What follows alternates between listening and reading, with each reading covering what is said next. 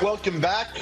Goodman versus Gottlieb here on Stadium, Thursday afternoon. And make sure to scan that QR code on your screen to send us your videos and your questions. Give us a follow on Instagram at Watch Stadium. All right, Doug, yesterday was a big day because a bunch of guys got eligible, at least for the near term. Multi-time transfers, guys that had already been denied their waivers, are now eligible for the next 14 days after a big court ruling came down, impacting all these transfers, basically granting them immediate eligibility to everyone. So the NCAA put out this statement after the ruling came down. Quote, as a result of today's decision impacting Division I student athletes, the association will not enforce the year in residency requirement for multiple time transfers and will begin notifying member schools. All right, Doug, all these guys are now free, at least for 14 days until another, basically another decision by the judge late December. What's your take on all this? What a crock. I mean, a judge wants a kid to play for West Virginia, so he strikes down a rule that the member institutions agreed upon. I mean, look, it's such hypocritical BS by a lot of these schools. You know, I mean, this really started with the Tez Walker thing at North Carolina, where you have Mac Brown, who pushed for this rule, North Carolina, who voted for this rule, then said, whoa. It applies to us? No, thanks. No, thanks. And eventually the NCAA, as they always do, acquiesced and allowed Tez Walker to play. I think this is a mass misinformation or disinformation campaign by many of our media brethren. That's what it really is, okay? When they say you can't play right away, they don't say you can't play. It simply means for the second transfer, you have to sit a full year, a year in residency. And by the way, here's the other part to it, which is really amazing. Okay? If you were to sit a year and get acclimated and improve and get ready, which has helped so many, myself included as a transfer. Okay, go back and track so many of the transfers that transferred up, down level, they sit out, they improve their game. And by the way, they assimilate to the culture of the new place. That also pushes you closer to graduation. And oh yeah, by the way, you can still transfer an additional time if you graduate on time. So what the judge in West Virginia did was help West Virginia basketball this year and create complete and utter chaos. And it makes it impossible to form a cohesive roster that has a high recidivist rate. You just can't. And oh yeah, by the way, while you help these players out, you screwed all the teams that passed on two-time transfers because they didn't think they'd be eligible. Okay? This all comes down to a judge in West Virginia saying, hey, I want the Mountaineers to form a better team, so I'm going to have one player play. What a crock. That's where we are. And by the way, it makes the NCAA essentially powerless. What can they pass that a local judge can't strike down so their school can have a kid? I am blown away by what we've done to college athletics. It's one thing to support kids and allow them to create NIL. Now it's become pay for play. Now it's become yearly free agency. And oh yeah, by the way, you're destroying all the fabric of what makes it great. And you don't have to think that amateurism makes it great. That's fine.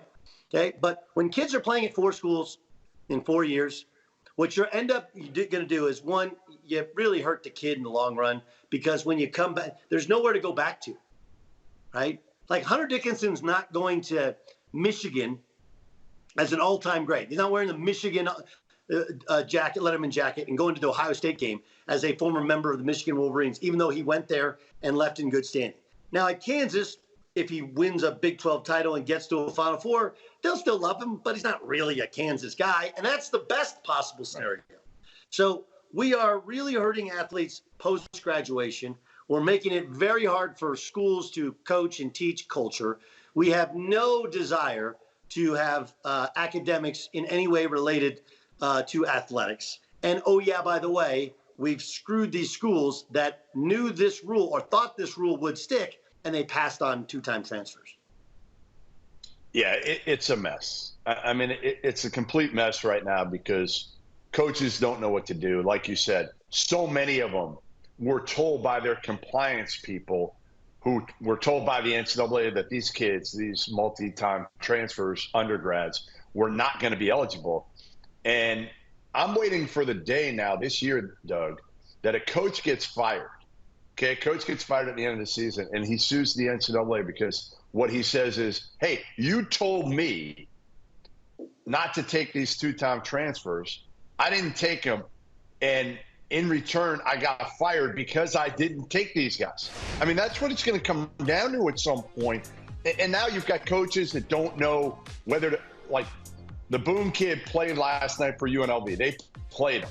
But there's been no documentation sent out from the NCAA telling these schools, these coaches, that, yes, you can play them, and they're not going to lose the whole year. Because in 2 weeks, and I don't think it's going to happen, or, you know, at the end of December, I don't think they're going to overturn this decision. But if they did, and these kids played 2-3 games, they might have burnt the entire year. These coaches have no idea because there's no actual documentation sent out to them yet by the NCAA on what they can or cannot do. It's a mess. Yeah, I mean, you mentioned that's the perfect example is Caleb Boone. So Caleb Boone plays last night. Of course, he's a two-time transfer, right? And he had been at Oklahoma State, was his first school. He transferred. He gets to play. They beat Creighton. D-Dan Thomas, I thought, was the story. But remember, think about it. Like, this kid comes in, has 27 and 5, right? Like, well, how much of a difference does it make? A gigantic difference. And how many schools? Yeah, this is the other Boone kid, Doug. It was actually the other Boone kid, Caleb Boone. Yeah, his brother. His brother was the one eligible yesterday. Caleb had already been able to play all year. But just to correct you, I know it's hard with those two kids being brothers. But Caleb twins. went to Pacific last year. Twins. Yes, that's right.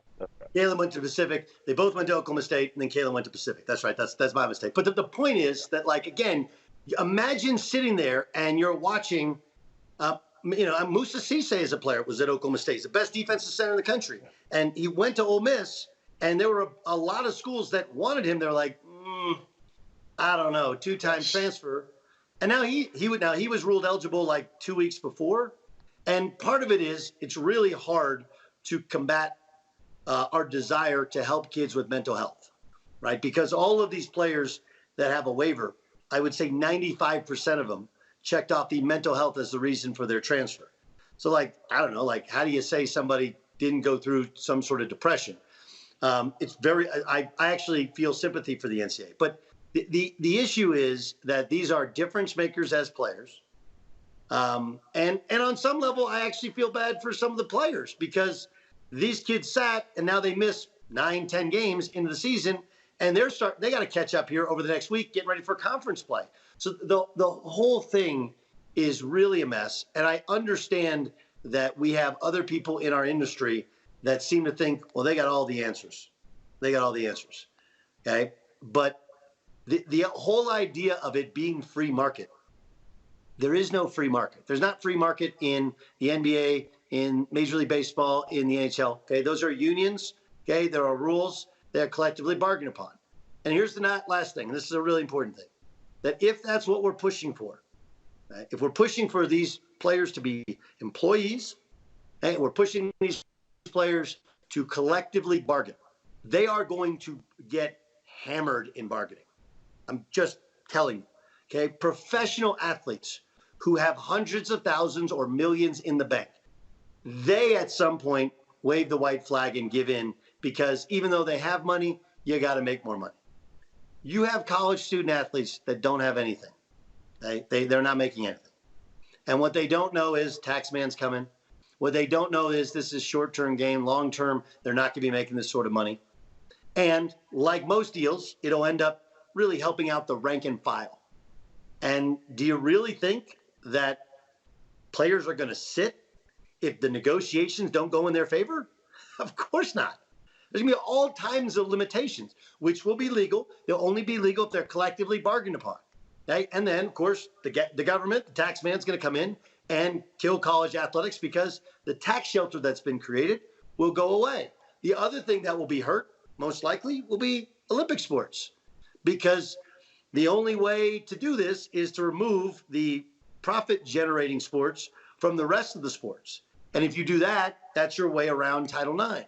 And oh yeah, by the way, if you have to pay the college student athlete and you have to pay taxes on all this stuff, there's going to be a shortfall. And the only way to cut corners is to cut Olympic sports, men's and women's. So that's what we've created. That's what the future is. That seems to be the only way, because the old system that worked for 99% of the people wasn't good enough for many of our media brethren.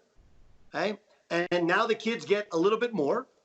And we've created a complete and totally chaotic system where, I mean, like, look, you and I have done this for, how long have you done this for? I started in 2002, right? So 21 years. Yeah, 20 years. 20 years. Inarguably the hardest year to prepare for this year, because everybody has a whole new team, right? Everybody has a whole new team. And you have these crazy games. I mean, Creighton is the perfect example, right? Where Creighton's a top 10 team.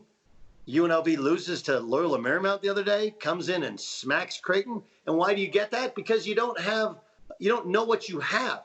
It takes a while to build it and to put it together and to build it. And so you have these weird results, especially in November, December, and into early January, before the team is really formed.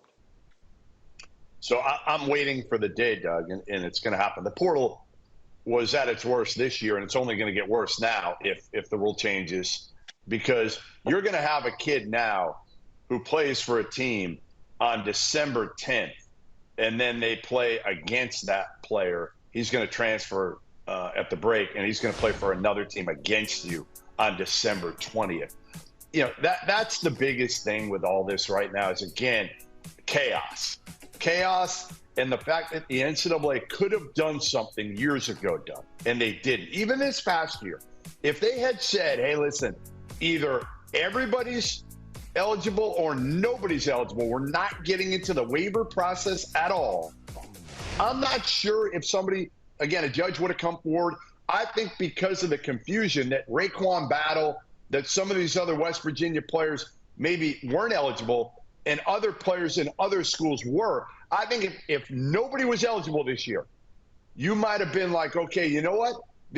No judge is going to get to that point, because again, there was too much uncertainty. There was too much where, again, certain players, because they had better documentation with mental health, were cleared, not because their situation was worse, but because they were more prepared for this. They had somebody around them that had better documentation, and that's why they were cleared. So to me, the NCAA is to blame for all this, because they could have made it clear, and they didn't before the season. How? Wait. You're going to have to explain that. They could have said no waivers. No waivers. None. Zero. How can you do no waivers? How can you do no waivers? Imagine. Let me explain. Okay? Let me explain. Big bad NCAA that everybody hates, okay, which is really not some uniform body, okay? It's just the member schools voting, okay? But so let's take your thoughts on what they should have done and say, hey, no waivers, okay? Pick a player whose mom died. KJ Adams, his mom died, correct? Mom passed away a week and a half ago. Sure. Okay, so KJ Adams transfers, wants to play right away, and says, well, my mom died. So, well, there's no waivers. Like, you feel like you're completely heartless and soulless. There are players, and part of the documentation is, like, this is where it's all crap with the mental health stuff, okay? All of these players, especially the ones at the high major schools, they have access to mental health care. It may not be the best. It's definitely not the worst. They have access to it, okay? And the coaches are told by their athletic directors, by their compliance, you've got to make this available. You got to make them know. And by and large, I can't speak to every one of them. Most of them do. Okay, so if you don't have documentation, that's because you did not tell anybody you were going through some stuff. And if you have documentation, it's because you went and sought mental health help, which is not that hard. So I'm going to disagree with you, because there is no winning for the NCAA. There's no way. But you're giving them, Doug, you're giving them the one. You got your one transfer already, and you're saying if there's another one, yes, you sit the year. And if somebody dies in your family, take care of yourself. Take care of yourself. Take care of your family. I couldn't agree with you more. That's the the funniest part or most ironic part about it is so many of these players that claim mental health, right? So if you're going through some stuff, I understand. Why not sit the year, get your grades together, get your game together, assimilate to the program, and kick butt your second year? I mean, go through the list of players, the Dan Dickhouse, who transfers from Washington because player of the year at Gonzaga. Ask him if sitting out a year hurt him. Did not. It helped him, changed his body, changed his game, made him a pro. So we could go through all of these guys that did. I understand. Look, would I like to say that no waivers go through? Of course. But I think part of this is that the NCAA has been under siege. And to anyone who says, hey, they could have changed this a long time ago and allowed players to be paid, there is no amount of money that you can pay a player that will be enough. Okay? Let me repeat myself. There is zero amount. You can't. If you just would have given them $5,000 back in the day, anybody who wants $5,000 now is going to want $10,000. Right? Anybody who wants $10,000 wants $20,000. Right? So I actually think they've tried to do the best they can, but they're in a no-win situation. They went to their member schools. They voted by a wide majority to pass this rule. Okay? And it makes sense. Because, by the way, there's still a second transfer possibility if you graduate on time. All you got to do is graduate on time. Not hard when you're taking summer classes. It's not impossible. So this opens it up for 3-time transfers. This opens it up for complete chaos. And, oh, yeah, by the way, if you can transfer a second time, why can't you transfer a third time? Why can't you transfer a fourth time? Why do any rules apply?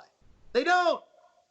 That's what a judge found a loophole. And, again, he didn't do it for it's not altruism. He didn't do it for all these poor. He did it because they think RaeQuan Battle is the best player at West Virginia, and it saves the in-state institution, which is part of the bigger issue where Jay Billis has been a proponent of paying players, of a complete open market system, and he says you can trust the schools. No, you can't.